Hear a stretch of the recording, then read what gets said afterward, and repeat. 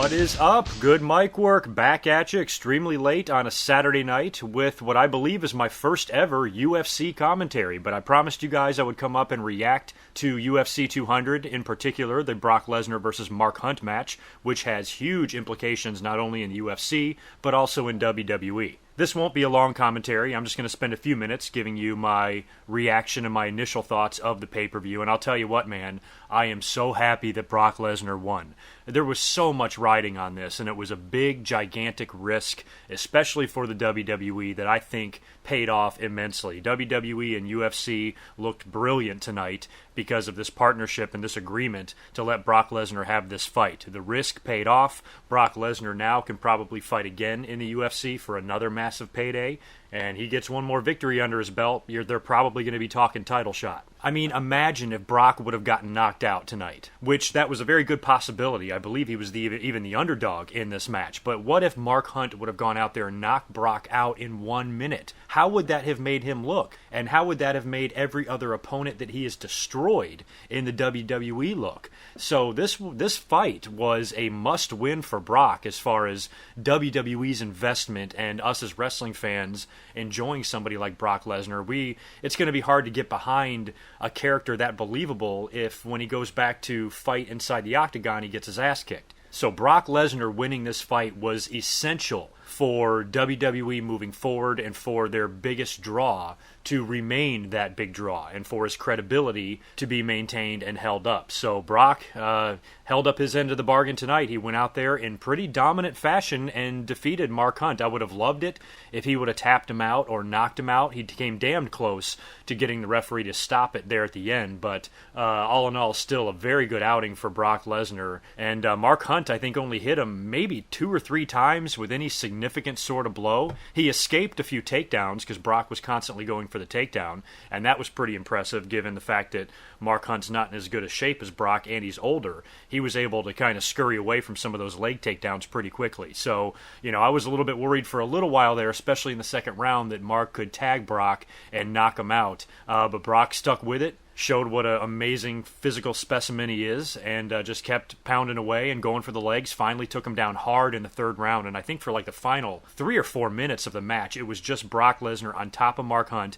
pounding him down. And you got to hand it to Hunt because he's a pretty tough bastard for him to be able to absorb all those blows. I mean, Brock was just hammering the shit out of him, and then Brock wound up winning in a unanimous decision. So, pretty impressive outing. I'm thrilled for Brock Lesnar. Thrilled as a wrestling fan that, like I've said this many times about Brock, that one of our own has crossed over and gone into UFC, because I like and respect UFC. I think it's a very fun and awesome sport. I like a lot of the personalities involved there. Every time I've seen Dana White, he seems like a pretty cool dude with a temper, but all in all, I have a lot of respect for that promotion. So I don't feel the way about UFC that maybe a lot of UFC fans feel about wrestling. MMA fans might look down on wrestling, and MMA purists look at WWE as a joke, and none of those guys could ever stand a chance against anybody in a real fight in the UFC. And to see at least one of our guys going over there and being successful, CM Punk has got a fight in about a month. We'll see how he does.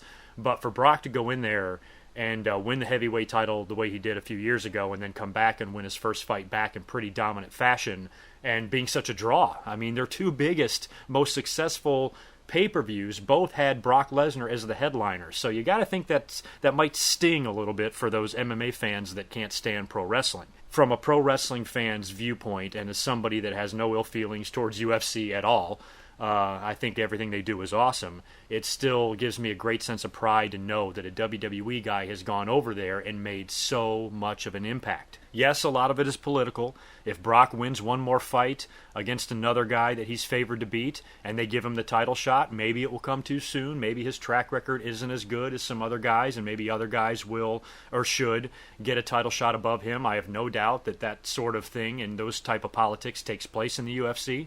But it's also about making money and drawing money. And when everybody is tuning in to watch Brock Lesnar fight, why would you not want to put this guy at the top of your card and have him fight for the title? So UFC and WWE are very similar in that way, where UFC's outcomes are not predetermined, but a lot of the backstage politics that goes into making these matches is very WWE-like. So we'll see if WWE and Vince is open to letting Brock do this again. At this point, I say they would be, because now Brock Lesnar's gone back and won his first fight. If he can win another one, and then and lose some point in the future after that, it's not going to hurt him too bad because he went back there, he proved himself, he won a couple of fights. It's much different than if he went back tonight and got knocked out by Mark Hunt in the first minute of the match. So from here on out, I think WWE should be open to letting Brock fight over there again because he's going to be semi-main event or main event, and eventually he will get that title shot, and the buy rate and the publicity that both companies will get for that fight is going to be astronomical. So who only knows what this means for Brock Lesnar. He's got to go back to the WWE now. I mean, this is so bizarre that you've got a guy working for both companies. He's working for UFC 1 minute and then back to the WWE the next. So this fight with Mark Hunt was supposed to be a one-off, but I think we all know better. It's going to be really hard for Brock to want to stay away. I don't think it's the last we've seen of Brock in the UFC, but for now, his next big opponent is Randy Orton at SummerSlam. I'm surprised they announced Randy Orton so early. I thought if Brock Lesnar won this fight with Mark Hunt, they might want to put the belt on him or something. So maybe this still could be a title match. Who knows? Maybe Randy Orton can somehow get his hands on the WWE title or the SmackDown title, and then he winds up defending against Brock at SummerSlam or something like that. So don't rule that out. As a wrestling fan, it really gives me that sigh of relief that Brock was able to win this fight, because now it's just, it makes everything that much more important. WWE can move forward now with Brock Lesnar as planned, and they don't have to worry about any credibility issues, and it's just, overall, it's a great day for pro wrestling, so congratulations to Brock Lesnar. He entered the ring to Enter Sandman by Metallica, by the way. I was wondering, or just curious if they would use his WWE music. I doubted they would, but I thought maybe with this cross-promotion, they might do something like that. They did show a promo for Brock Lesnar versus Randy Orton at SummerSlam right before the Mark Hunt-Brock Lesnar fight, so that was kind of cool. They gave WWE a few shout-outs, talked about pro wrestling a little bit, so it was definitely a good move for WWE publicity-wise, considering how many eyeballs were on this pay-per-view by the UFC. He also did a post-fight interview with Joe Rogan. Nice to see Sable there. Did you catch Sable in the background? She was there hugging all the trainers, and she hugged and kissed Brock after the fight, so crazy to see Sable on UFC TV. Happy for everybody involved in this thing. Mark Hunt, incredibly gracious. He seemed like a really cool guy before the fight. I liked all of the interviews I heard him in. During the weigh-in, him and Brock seemed like they had nothing but respect for each other. So thanks to Mark Hunt for doing the job, I suppose. As far as the rest of the pay-per-view goes, the main event was the women's title, Miesha Tate versus Amanda Nunes, and Miesha Tate got her fucking ass kicked. Jesus, can anybody hold on to this belt now that Rousey has dropped it? This Nunes chick laid a fucking beating down on Miesha Tate and won that title in dominant fashion in the first round. Took like a minute and a half. Just punched this girl's lights out and ended up winning the title with a rear naked choke, and Tate tapped out. I was happy to see that Daniel Cormier won his fight against Anderson Silva. I felt really bad for him when John Jones had to withdraw because of the drug testing issue or whatever.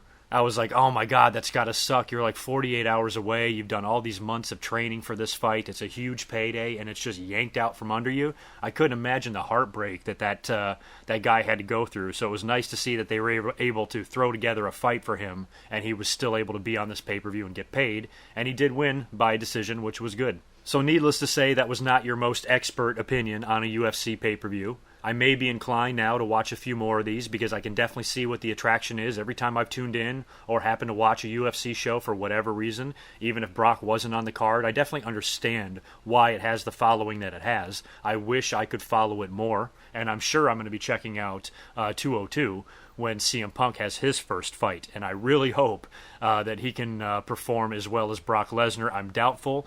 I was a little more confident in Brock Lesnar because he has a track record and he just looks like a complete grizzly bear. CM Punk, I'm not sure.